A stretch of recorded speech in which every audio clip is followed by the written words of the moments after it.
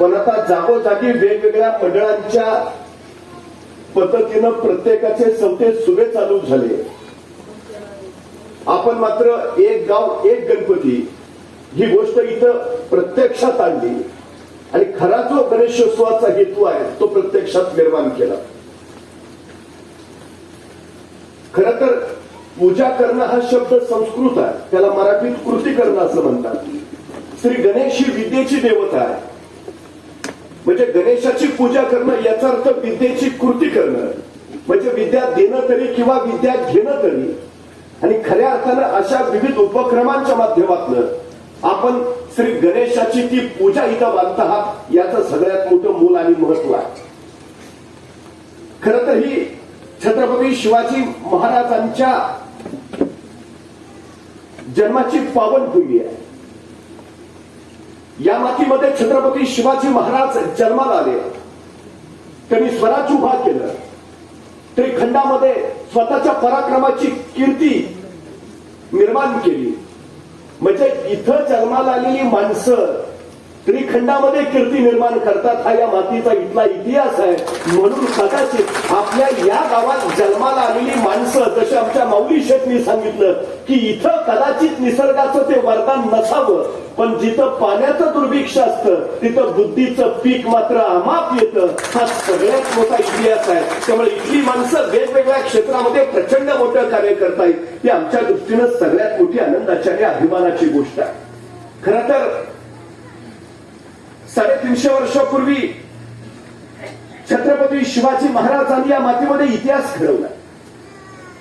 शिवनेरीवर छत्रपती शिवाजी महाराजांचा जन्म झाला असला तरी छत्रपती शिवाजी महाराजांच्या काळात शिवनेरी कधीही स्वराज्यात नव्हता, ही वस्तुस्थिती आहे.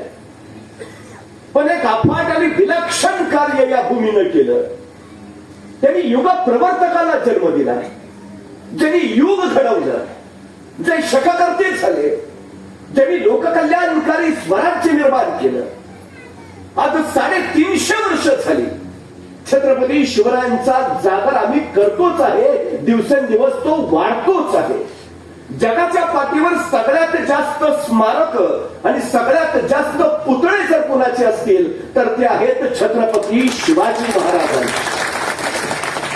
बसले ऐसा राजा होणे नाही. कित्येकाने गेले, कित्येकाने दर्शन घेतले, कित्येकाने मंदिर पाहिले, कित्येकांच्या ध्यानी आले, चौथे गोपूर बांधावयाचे राहिले, पण बांधावे असं वाटले कोणालाही नाही. ते वाटले फक्त छत्रपती शिवाजी महाराजांना.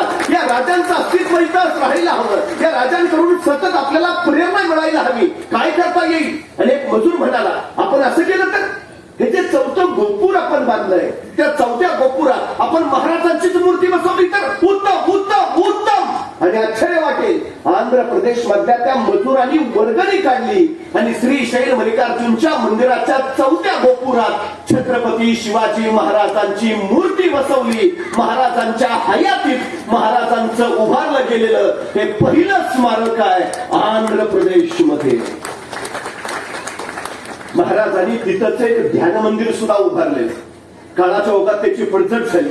आता त्याच ठिकाणी छत्रपती शिवाजी महाराज स्फूर्ती मंदिर उभा आहे.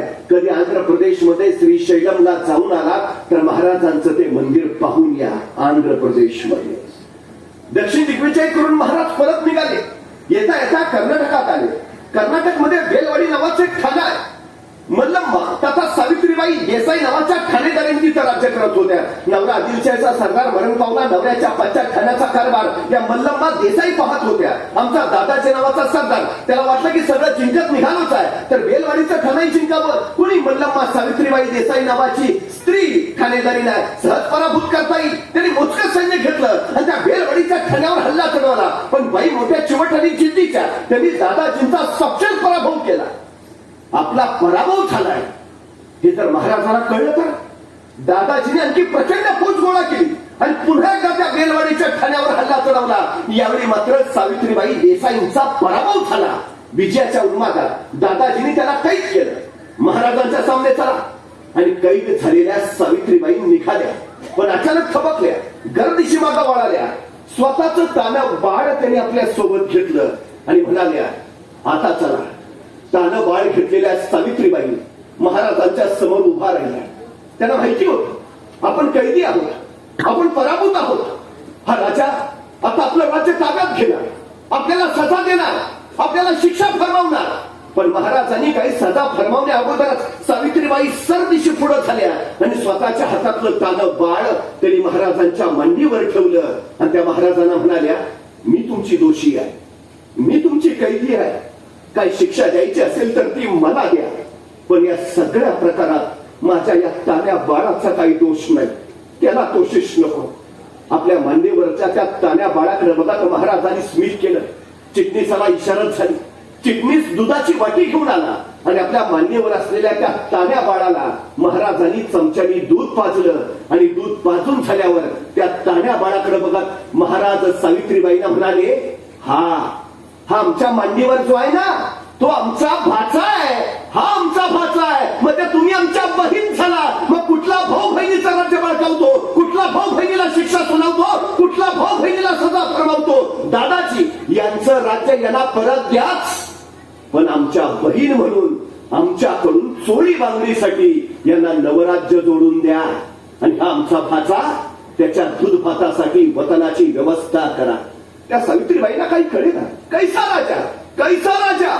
माझं राज्य बळकावणं राहिलं बाजूला, मला शिक्षा करणं राहिलं बाजूला. हा राजा माझं राज्य मला परत देतोच, पण मला आपली बहीण मानतो, चोळी बांगडीसाठी नवराज्य जोडून देतो. माझ्या मुलाला आपला भाचा मानतो, त्याच्या दूध भाताची व्यवस्था करतो. धन्य धन्य खायचा राजा होणे नाही. राजांचं हे मोठेपण, राजांची ही कीर्ती चिरंतन राहावी म्हणून या सावित्रीबाई देसाईंनी या प्रसंगाची 3 दगडी शिल्प तयार केली. म्हणजे महाराज 32 वर्षात हे कधी घडतं, त्यावेळी स्वतःच्या ध्येयाप्रती आम्ही समर्पित होतो आणि प्रत्येक क्षण त्यासाठी खर्ची घालतो. स्वराज्य हाच श्वास आणि स्वराज्य हाच ध्यास बनला होता महाराजांचा, दुसरं काही नाही. हो बघा, महाराजांच्या प्रिय पत्नी सईबाई राणी सरकारांचं निधन झालंय आणि त्याच वेळी स्वराज्याच्या द्वारावर अफजल खान धडका मारतोय. पत्नी गेलीये, दुःखाचा कड काढचा तसाचा आणि अफजल खान धडका मारतोय. ते दुःख सगळं बाजूला सारलं आणि अफजल खानाचा कोटळा काढायला महाराज निघाले. हे स्वराज्या प्रति समर्पण आहे. काशीबाई राणी सरकार नावाच्या महाराजांच्या पत्नी मृत्यूशय्यावर होत्या, शेवटच्या घटका मोजत होत्या. त्यावेळी महासाहेब जिजाऊनी त्यांना विचारलं, काशीबाई तुमची शेवटची इच्छा काही असेल तर सांगा. आणि काशीबाई राणी सरकार म्हणाल्या, आमची शेवटची इच्छा, आमची शेवटची इच्छा एकच, मरण्यापूर्वी फक्त एकदा महाराजांचे पाय नजरेस पडावेत. काय शेवटची इच्छा? मरण्यापूर्वी फक्त एकदा महाराजांचे पाय नजरेस पडावेत. ते याच्यापूर्वी कधी नजरेस पडले होते? महाराजांबरोबर लग्न लागलं तेव्हा. लग्नात काशीबाई राणी सरकारांनी महाराजांचे पाय बघितले होते. महाराजांनी स्वतःचा संसार नाही केला, स्वराज्याचा प्रपंच उभा केला. म्हणून तुमच्या माझ्या पाठीचे कणे ताट झाले आणि तुमचा माझा संसार उभा राहिला. ही वस्तुस्थिती आहे. हे समर्पण आहे, हे समर्पण विलक्षण. 50 वर्ष फक्त आयुष्य आहे महाराजांचं. 50 वर्ष एवढं अद्भुत आणि अलौकिक युग प्रवर्तनाचं कार्य महाराजांनी उभा केलं. क्षण क्षण खर्ची घालावा लागतो. सगळ्यात महत्वाची गोष्ट आहे ती सगळ्यात. पण महाराजांनी हे यश मिळवलं तरी कसं? अवघ्या 30 वर्षात 750 वर्षाचं पारतंत्र्य हटवलं तरी कसं? कशाच्या बळावर? ॲबे करे नावाचा एक फ्रेंच प्रवासी कोकणात आला होता. त्याला राजापूरच्या बंदरात जायचं होतं, पण महाराजांच्या कार्यालयातनं राजापूरला जाण्याचा परवाना घेतल्याशिवाय त्याला पुढे जाताच येणार नव्हतं. तो महाराजांच्या कार्यालयात गेला. परवाना तर काढायचा, पण हा ॲबे करे विलक्षण जिज्ञासू होता. तुम्हाला माहिती असेल नसेल, पण तुमच्या माझ्याबद्दल आपल्याला जेवढी माहिती नाही तेवढी परकीयांना आपली माहिती आहे.